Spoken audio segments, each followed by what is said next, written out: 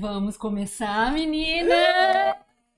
Vamos lá para o nosso primeiro videocast. Meu nome é Lica Arakawa Sugeno. Eu sou a Marina Padovani. E eu sou a Renata Guedes. E nós somos o Keep Swallowing. Agora vamos botar na mesa, hein? Tá na mesa. Bom, Keep Swallowing começou em 2019, no Dia Nacional de Atenção à Disfagia. E para celebrar esse mês da disfagia aqui em 2025, a gente inventou de novo alguma coisa nova, porque a gente gosta de inventar, que é o videocast, nosso primeiro videocast. Vamos falar sobre o quê? Mitos, né, gente? Porque é uma tendência. Sim, uma tendência. E interessante falar que não é só a questão do mito, né? Será que é verdade, é mentira, é certo, é errado?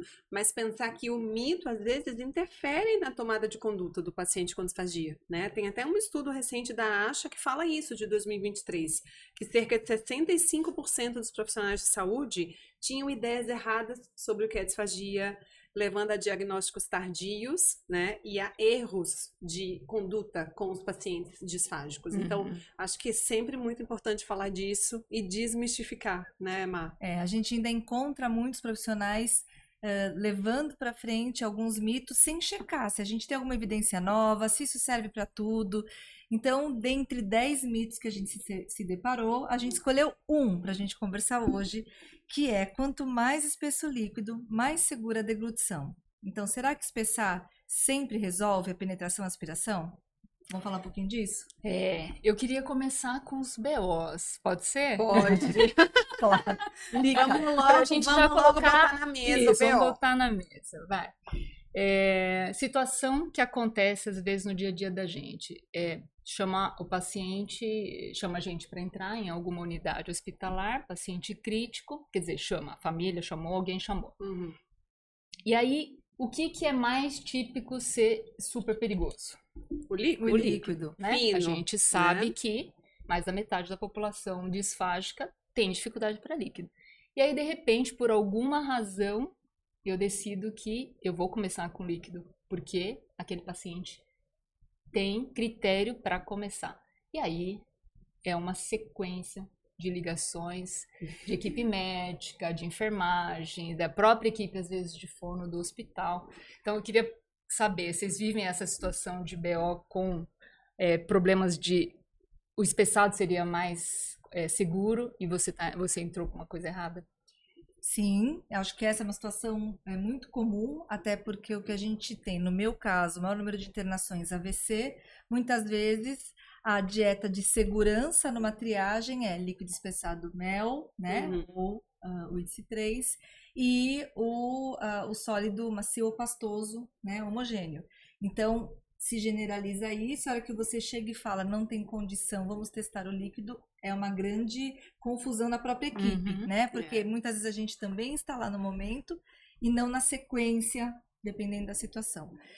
A gente tem que justificar. Eu acho que a decisão da consistência ali para avaliação, ela depende dessa avaliação prévia, né? Da avaliação estrutural, da avaliação do estado de alerta, da condição de base, para a gente definir por onde começar. E do histórico, né, Mar, do paciente. Acho que é super importante. Você falou de condição de base, né? Qual é o diagnóstico? Qual a doença que ele tem? Ou a causa da internação? Né? Isso tudo E a gente já está vendo saliva, né? A gente já está vendo o que acontece com a saliva. Claro que é uma diferença importante, mas essa tomada de decisão de não partir para o espessado, ela gera confusão e eu acho que a gente consegue justificar. Mas depende da relação que a gente tem com a equipe. A gente podia comentar um pouquinho, né? Por que existe esse conceito, que não é mentira, né? De que a maioria é líquido, né? Vamos conversar um pouquinho sobre isso? Olha, eu sou meio defensora, assim, de pensar na fisiologia da deglutição, né? E o porquê que o pastoso talvez seja considerado mais seguro, a consistência mais segura. Então, se a gente for pensar os prós e os contras, né? Pensando na fisiologia da deglutição, a gente sabe que para o alimento na consistência pastosa, independente da viscosidade, a contenção do bolo na cavidade oral é melhor, o paciente consegue manejar melhor essa fase oral para preparar o alimento para ser ejetado para a fase faríngea. O líquido, ao contrário, ele se espalha na boca, né? Eu sempre falo isso para os pacientes. Tenta conter um pouco o líquido na sua boca, você vai perceber que uma hora ou outra você vai ter que engolir. porque ele vai escorregando, vai se espalhando e chega na faringe e a deglutição é iniciada, né? Não tem muito o que fazer. Mas o pastoso, às vezes o paciente consegue, o agente fazendo esse teste, né? Ficar, sei lá, 5 minutos com uma colher de pastoso na boca, porque ele não escapa lá para trás, teoricamente. Então, eu acho que isso é um fator que tem que ser considerado. Porém, alguns pacientes não têm essa capacidade, né? Então, tem o outro lado também, de pensar que, ok, eu consigo conter na boca, fisiologicamente falando, isso é um fato, mas ao mesmo tempo, será que eu tenho força de ejeção suficiente para mandar esse pastoso lá para trás e ele entrar no esôfago? Ou ele vai parar no meio do caminho? Aí a gente se depara com as possíveis diferentes, os possíveis diferentes diagnósticos clínicos que vão diferenciar esse comportamento fisiológico do paciente, que aí já vai ser uma patofisiologia, né? E eu acho que tem uma questão também que a gente não avalia uma deglutição, né? Então, tem a questão da coesão e tem a questão do controle do trânsito oral ou do trânsito orofaríngeo. Mas, à medida, para quem tem dificuldade em relação à força, né? E o esforço, a deglutição sucessiva, às vezes, do espessado vai trazendo mais resíduo ou maior dificuldade do que do líquido, ou enfim, no líquido de menor quantidade ou com algum tipo de controle. Então, existe sim, né, essa determinação, porque ela facilita, teoricamente, ela facilita um controle oral, mas a gente não deglute poucas vezes, né? E aí eu acho que é importante lembrar disso e pensar na condição inicial do paciente para pensar o que a gente vai ofertar e como vai deixá-lo comendo, se essa for a decisão de final de avaliação. E tem essa questão de, assim, a gente estava conversando muito antes aqui para tentar alinhar, tem a condição, né, a patologia de base, o próprio volume, né, porque não é só ser líquido e ser mais espessado.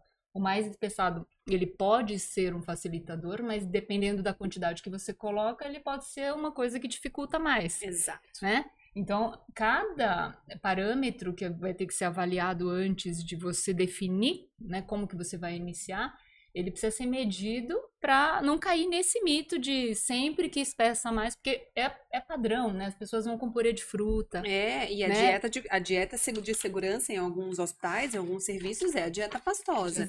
E eu ia até chegar nessa história do purê de fruta ali, que eu estava aqui pensando para falar.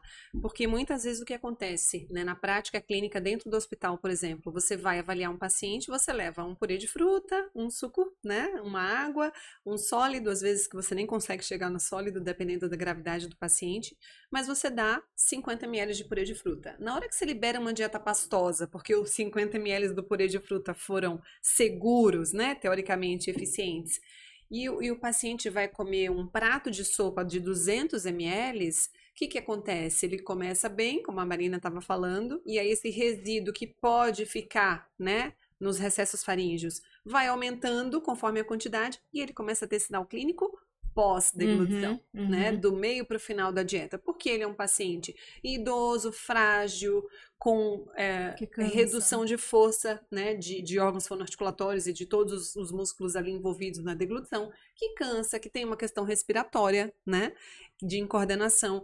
Então, acho que o grande lance ali do terapeuta, na hora do fonoaudiólogo que está avaliando esse paciente para tomada de decisão, né, de liberar ou não uma dieta só pastosa ou líquida pastosa, etc., é entender todas essas nuances, porque uma coisa é você avaliar com 50, 100 ml, outra coisa é você liberar uma dieta, né? E eu acho que o risco é a gente generalizar a informação do que a gente tem mais publicação. O que a gente tem maior nível de evidência? AVC. Né? Sem sombra de dúvida. A gente foi estudar, a gente foi atrás, né, de estudos que pudessem ajudar-nos a desmistificar. Então, claro, a gente sabe, chance de escape prematuro é um dos maiores riscos para a penetração e aspiração. Isso está dentro de revisão sistemática de AVC. Então, isso leva a essa tomada de decisão para evitar o escape, né? Uma das soluções, que não é só essa, tem manobra, enfim, é ter o alimento espessado, o líquido espessado.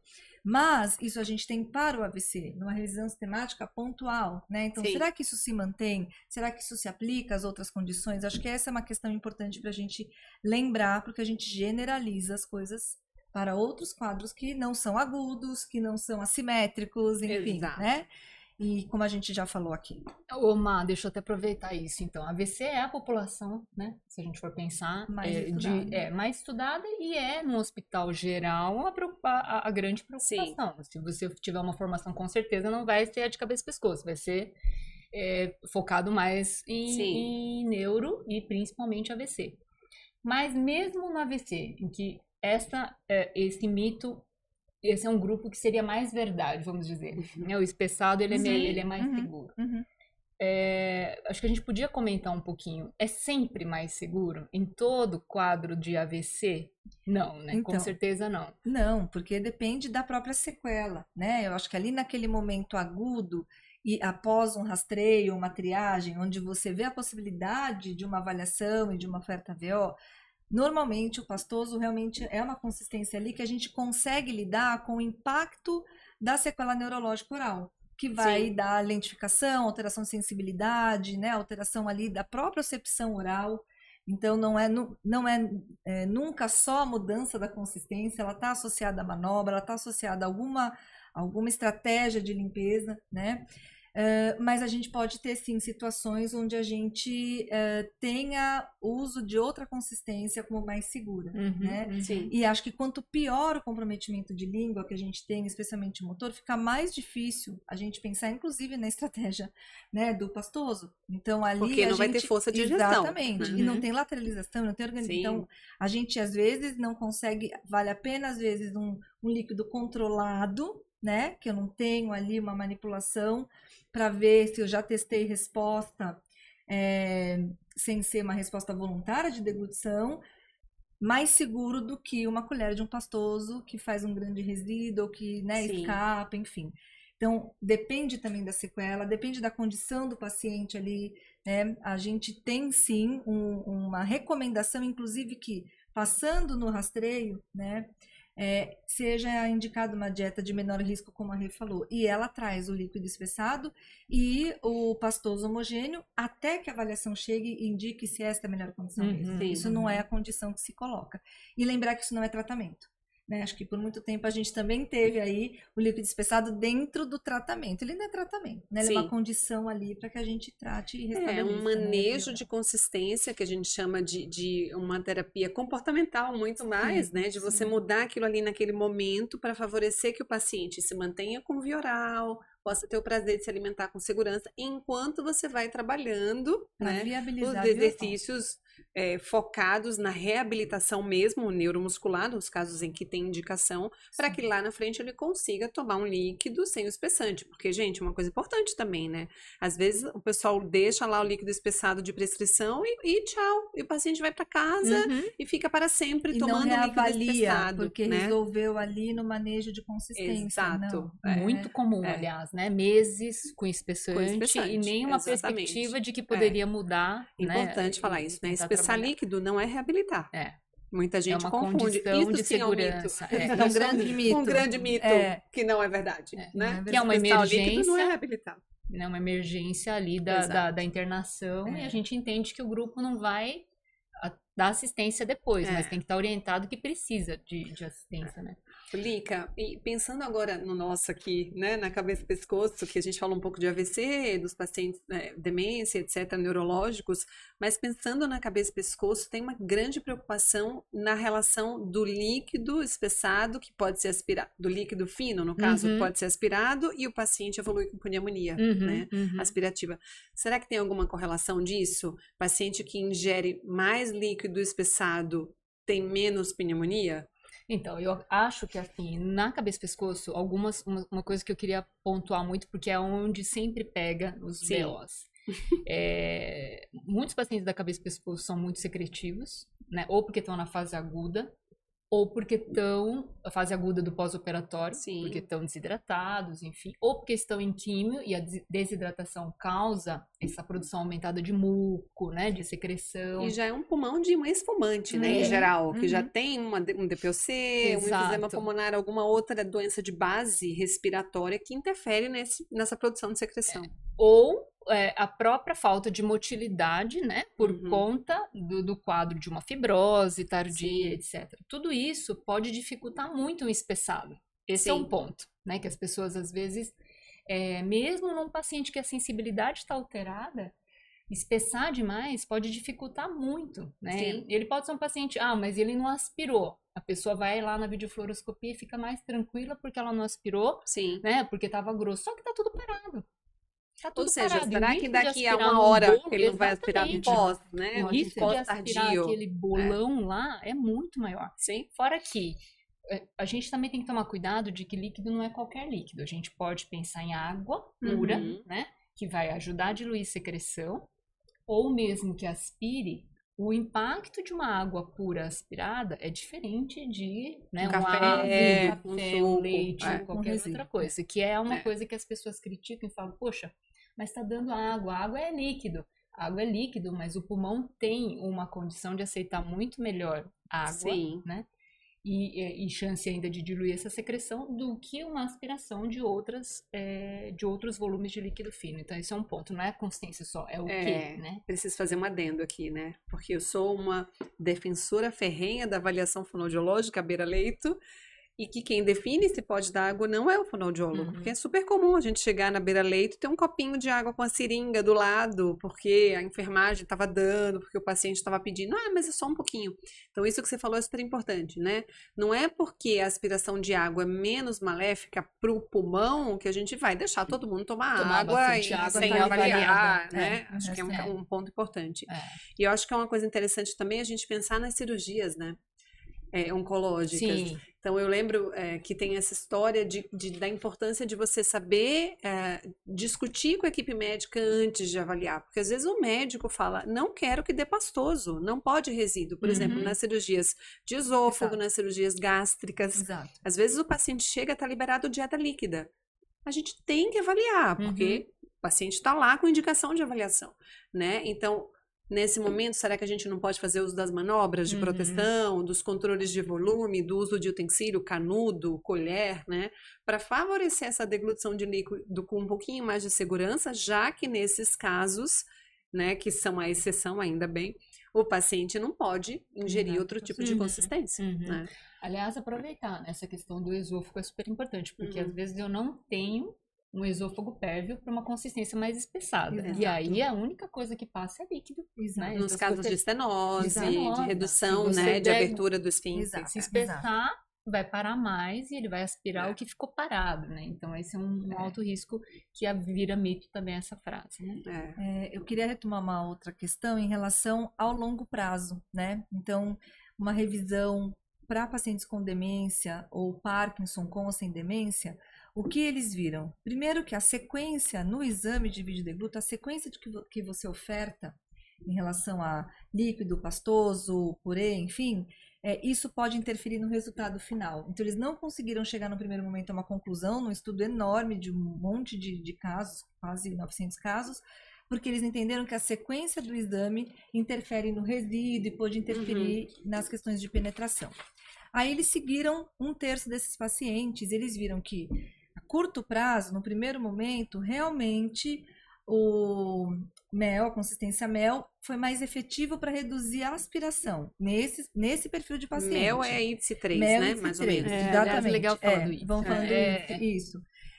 Mais que a longo prazo, quem ficou com consistência indicada, o índice 2, o antigo néctar, ou uso só de manobra de cabeça baixada, teve menos intercorrência. Quem teve mel ou índice 3 teve mais pneumonia a médio prazo. Em pacientes neurológicos. Em pacientes com demência ou um quadro como Parkinson com ou sem demência. Sim. Isso com volume definido, mais ou menos, ou não? Isso não só a consistência, né? Provavelmente sim, o volume sim, também. com volume definido. Mas saíram com a indicação do espessado. Sim. Num primeiro momento, ali no exame, Foi o tudo índice bem. 3, ele resolveu melhor a aspiração, mas a longo prazo, quem saiu com o índice 2, e que provavelmente, né, se a gente pensar ali, talvez tivesse uma condição até melhor de manejo, enfim, isso eles não comentam.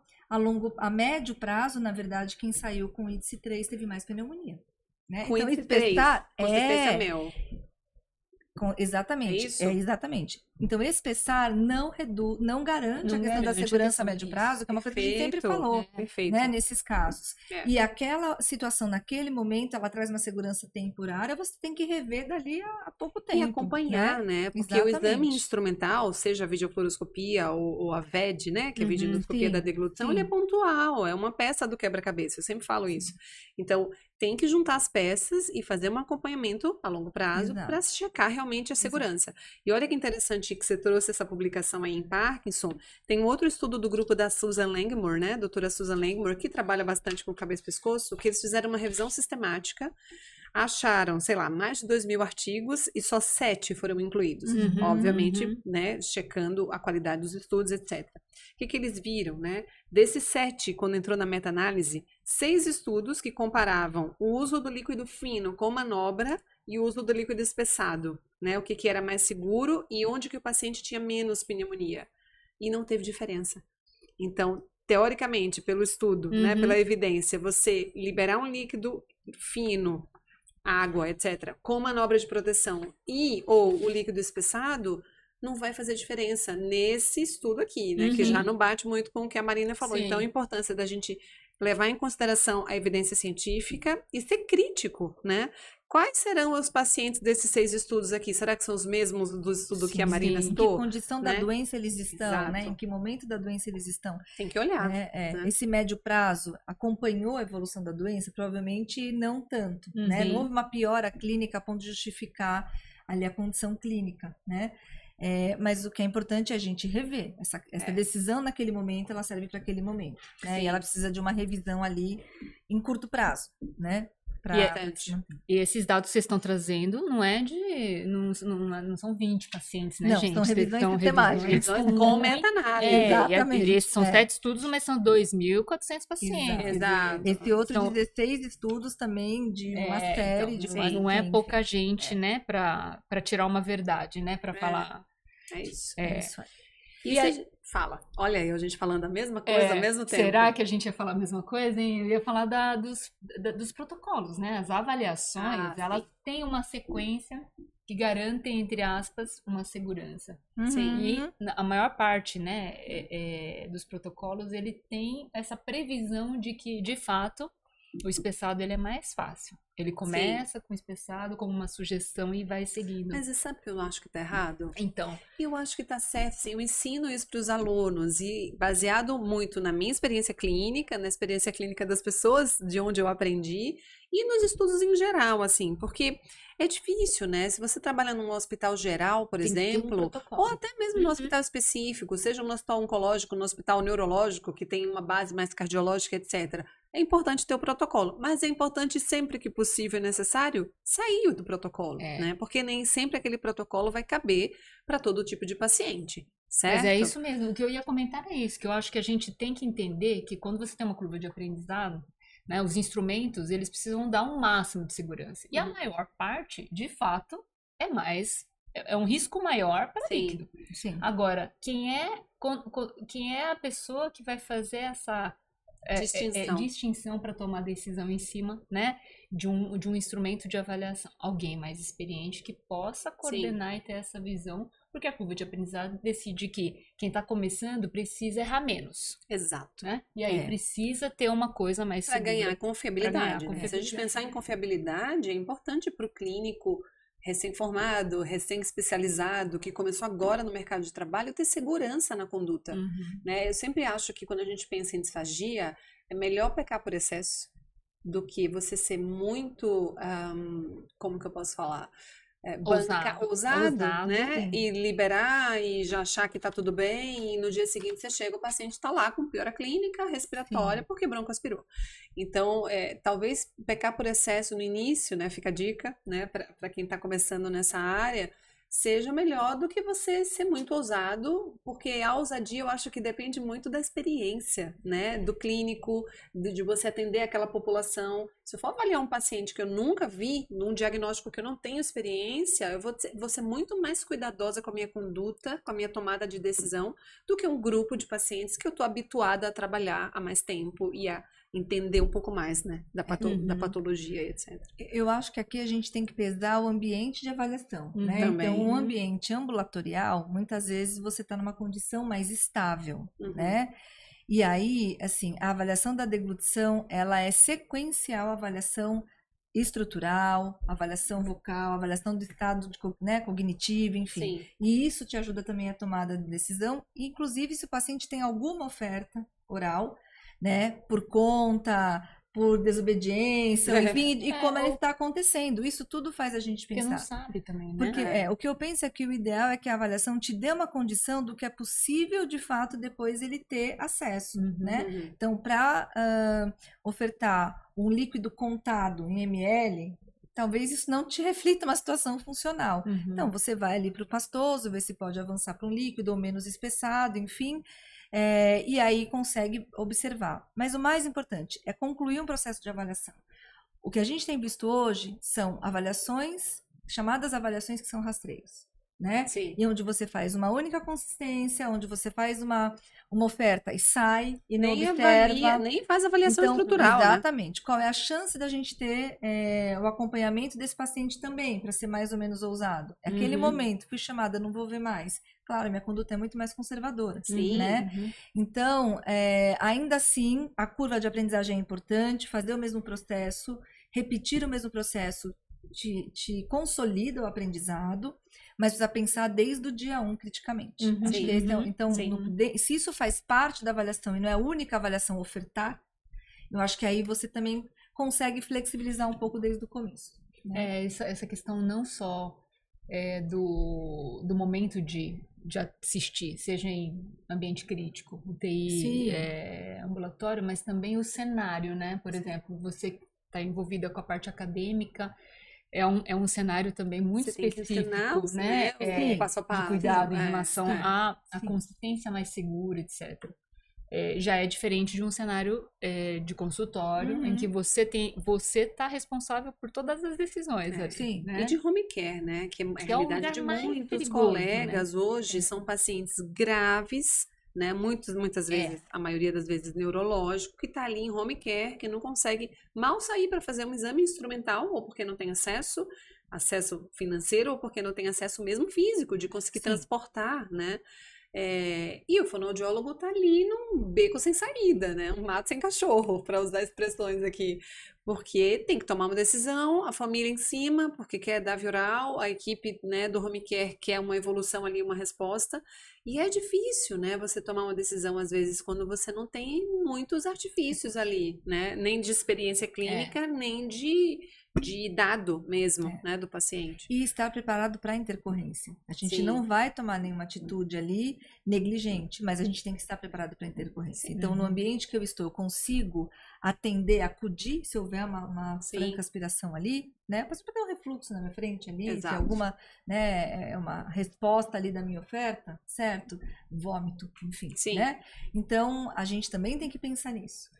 Eu acho o ambiente domiciliar o lugar mais perigoso, mais difícil, porque é o lugar que geralmente tem mais assistência de pessoas com menos experiência, né? Mas ao mesmo tempo, para muitos pacientes, é quase que uma internação domiciliar. Então é complicado. Agora, em relação ao espessante, se a gente decide que é a melhor opção naquele momento, enfim, quais são os outros BOs que a gente lida, né? Todo mundo aceita? A água espessada é francamente, assim, delícia, água espessada, delícia.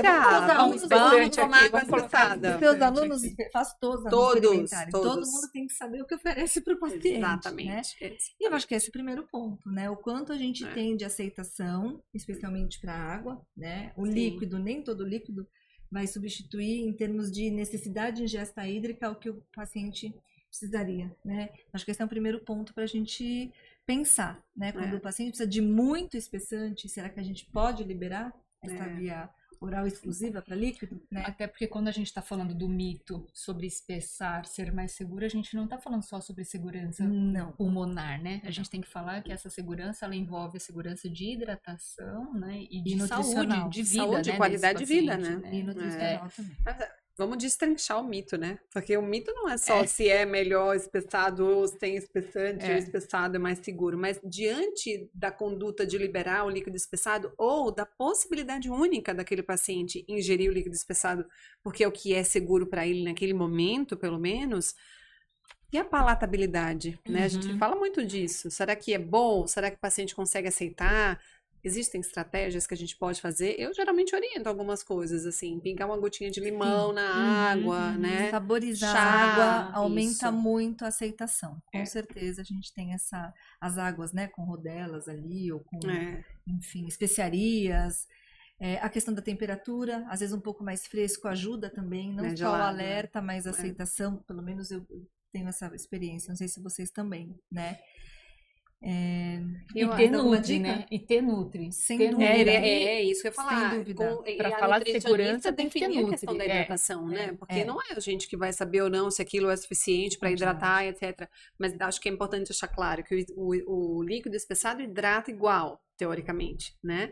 Mas em qual quantidade? Quantos ml por dia esse paciente tem que ingerir desse líquido espessado? Importantíssima essa parceria com a nutricionista. E por quanto tempo também, né? Sim. Porque a gente sabe que tem esses efeitos intestinais, né? Do uso prolongado. Tem os estudos da Alessandra Richelli, né? Que falam isso. Que a gente tem que ver também o quanto é seguro ou não, né? E a própria questão do sódio, né? Então, pensar que no perfil de pacientes cardiopatas ou outras condições que têm restrição de sódio, a gente, na nutricionista também está atenta à condição de sódio do espessante. E aqueles que têm restrição moderada ou severa de sódio têm que considerar o quanto tem de espessante ao longo do dia, né? E as diferentes marcas têm concentrações diferentes. Então, essa é uma decisão que a gente tem que discutir com a equipe. Dizer, há uma necessidade de espessar entre 2 ou 3, ou enfim, seja o que for, e aí isso vai ser pesado na necessidade que ele tem de restrição de sódio. Né? Então tem que lembrar disso, além da questão gastrointestinal, da permeabilidade, enfim. Né? E do tipo de espessante, né? Porque tem aquela cilada, se é a base de goma xantana ou a base de amido, que em contato com a amilase vira líquido, né? Então, todo esse cuidado é importante, né? Até na qualidade do espessante que você vai indicar, se esse paciente vai ter condições de comprar um espessante. Olha, que coisa mínima, né? Que a gente às vezes nem pensa, mas isso tudo eu acho que tem que ser discutido, né? Se eu estou na frente de uma família, de um paciente de home care, consultório, hospital, que seja, né? Dependendo da realidade de cada clínico. A gente tem inúmeras realidades no Brasil. O paciente não tem condição de comprar. No hospital que eu trabalho só tem espessante à base de amido, né? Será que não é melhor eu trabalhar uma manobra de segurança, né? Baixar um queixo, fazer uma supraglótica ali para ele manter o líquido fino, sem ter que, né? Um controle de volume, isso. E aí isso evita... Sabe, eu acho que a gente tem que ser esperto. O brasileiro é bom nisso, né? A gente é esperto para isso. E a nutrição entra com tudo, com as opções naturais, né? Sim. Porque a gente também modifica a hora que você reduz ali um sólido, enfim, aumenta volume, diminui propriedade nutricional. Então, existem recursos naturais na hora que se cozinha e você diminui o uso de espessante. Então, isso é importante também que a gente tenha essa parceria, né? E eu acho que a autonomia do paciente, né, gente? Eu nunca esqueço, eu tinha um paciente que ele falava assim, esse negócio na água, esse estressante aí... Não é estressante. Não quero. Não era estressante. Ele falava estressante. Não coloca o estressante na minha água que eu não vou beber. Consciente, orientado, com cognitivo preservado, tudo bem, é uma escolha dele, né? Acho que a gente tem que levar em consideração também, e isso envolve a qualidade de vida, a autonomia do paciente, se ele aceita, se ele quer, se ele entende o risco. Desde que saiba o risco. Isso, exato. Né? Então, assim, se ele tem condição de escolher, né? Entende o risco, tem condição de escolha, e a família tá junto, e a equipe médica também... Né? Cabeça e pescoço é super comum isso. Eu já tive vários pacientes. Não vou usar espessante. Vou engasgar, vou tossir, vou baixar o queixo, mas eu vou comprar essa briga, né? E às vezes dá certo. O cara nunca tem uma pneumonia aspirativa, né? A gente vai atrás do menor risco a partir disso, entendeu? Então, é uma decisão muito caso a caso, né? Meninas, deixa eu perguntar uma coisa. Eu de vez em quando faço uma brincadeira do o que é mítico, o que é místico e o que é mágico, né? Que são coisas diferentes. E às vezes eu recebo uma ligação assim, vamos supor, uma paciente minha que eu já acompanho, internou, caiu com uma outra pessoa que não foi quem me encaminhou. E ela internou por pneumonia, não se sabe a causa, mas de cara, né, eu recebo a ligação assim, olha, você que tá atendendo tem que colocar espessante. Uhum. Eu falo, porque teve alguma evidência de que foi broncoaspirativo, que foi líquido? Não, não tem nada. Não tem nenhuma evidência, não tem. Mas, se der espessante, ela vai parar de ter De pneumonia, aspirar. né? Então, isso pra mim é a magia do espessante. Pra mim, entra na magia. mágica. É. Mas, de fato, tem um lado místico aí, que são coisas que precisam ser estudadas, né? Sim. Eu acho que a gente entende que, em algumas situações, de fato, espessar é mais seguro, Uhum. né? Em outras, não. E a gente ainda Exato. não tem quantidade de estudo para afirmar este é um grupo que, né, espessado é mais seguro, não é mais seguro. Acho que esse é um ponto que a gente ainda tá místico, não necessariamente ele é um mito. Mas a gente podia caminhar para o encerramento tentando entender um pouco, né? Será que a gente consegue dar alguns exemplos de situações em que o líquido espessado, pelo menos como uma primeira estratégia de segurança, ele vale para algumas situações e para outras não? Vocês conseguem ter uma ideia assim? Acho que no primeiro momento o que vem na minha cabeça é, visualmente, atrás de transtoral, o líquido espessado é uma opção, né? Ou escape precoce, evidência de escape Controle precoce, oral ruim, enfim. Alteração de controle oral. Isso traz uma resposta muitas vezes positiva. Acho que a primeira coisa que me ocorre. Né? E uma coisa inversa na minha vivência, né, quando realmente o espessado é ruim, ou quando você tem um esôfago pior, ou quando mesmo a força de ejeção do paciente é muito difícil, aquilo fica tudo parado. Tudo parado, né? Cirurgia de língua, as glosectomias, com retalho, etc. O paciente não consegue. E o líquido fino vai que vai. Se tiver um bom fechamento de vestibular. Exato, é isso que eu ia falar. E, em geral, eles não têm sinal clínico de aspiração, nem evidência de evolução com pneumonia, porque a fase faríngea tá boa, né? A fase de problema maior é aqui, porque foi uma cirurgia de cavidade oral. Mas, respondendo à tua pergunta, Lica, eu penso assim, que numa situação de hospital, né, de um paciente grave, em UTI, acamado, né, com essa doença do paciente crítico ali, que é aquele paciente que você olha o geral dele e você fala, não tem condição de líquido aqui, eu prefiro pecar pelo acesso. Então, eu acho que nesse caso aí, o líquido espessado é bem-vindo para a primeira avaliação e para entender ali as possibilidades, sabe? Por uma questão de segurança de conduta, né, e de tomada de decisão também, nesse primeiro momento. E vocês têm optado mais pelo mel ou pelo néctar? Que é uma outra coisa que é muito comum perguntarem. Olha, a minha cara. A minha cara é néctar. E muitas vezes o IDSI 1 resolve melhor do que o líquido fino e já ajuda bem. Né? Porque tem algumas situações que, de fato, a gente tem esse um pouco mais grosso, o famoso purê de fruta. Me preocupa muito, porque a sensação que eu tenho é que fica mais parado, né? Principalmente em parede de farinha. Se for viscoso também, né? Se for um alimento mais viscoso. Com a oferta. Mas eu acho que, trazer do outro lado, né? Se a gente começa com um líquido espessado mel, que é o IDSI 3, talvez esse desmame de ir diminuindo aos poucos esteja melhor, porque acompanha às vezes a melhora clínica, sai da UTI, decanula, e você tem esse tempo, né, de fazer essa transição do mel para o néctar para o líquido fino. Então, às vezes eu prefiro começar no mel, nem que daqui a uma semana eu vá para o néctar. Num volume bem Mas pequenininho. isso me dá segurança, sabe? De esperar se não vai ter uma complicação clínica, se ele não vai evoluir com alguma intercorrência. Porque às vezes você vai no néctar, aí ele teve intercorrência. Foi a fono que liberou esse líquido, tá muito fino. Entendeu? Então, acho que tem essa questão também. Então, eu tenho preferido começar pelo mel. Pelo mesmo. mel. Em termos de aceitação, às vezes o néctar vai melhor. Se você conseguiu ali, a aceitação é um pouco melhor. Também ajuda, às vezes, na adesão, né? Mas, claro, tem que estar seguro. Né? O néctar IDSI 2. Eu acho que não tem uma verdade para isso, porque isso é mito de fato, né? Mas eu acho que é interessante a gente colocar aqui, porque nós três atuamos, né? Nós fazemos clínica, a gente não está aqui só contando história dos outros, né? A gente está contando a nossa história. Acho que é legal compartilhar o que a gente de fato decide no dia a dia, né? E eu acho que é legal pensar que talvez, né, a gente possa finalizar pensando num outro mito, né? Será que isso tudo que aspira mesmo, essa pneumonia aspirativa é de aspiração mesmo, de alimento? Será que o paciente que aspira vai ter pneumonia aspirativa sempre? Ou será que depende de outros fatores para pensar que aquele organismo pode, de alguma forma, manejar essa aspiração e não desenvolver uma pneumonia aspirativa, né? Será que toda aspiração é igual à pneumonia? Uhum. Isso é um mito também, hein, gente? Um próximo. Próximo. É, eu acho. Perfeito! Adorei nosso primeiro Muito encontro. bom, muito bom, Muito bom, Keepers. muito Vamos que bom. vamos. Seguimos nos próximos. Até o próximo.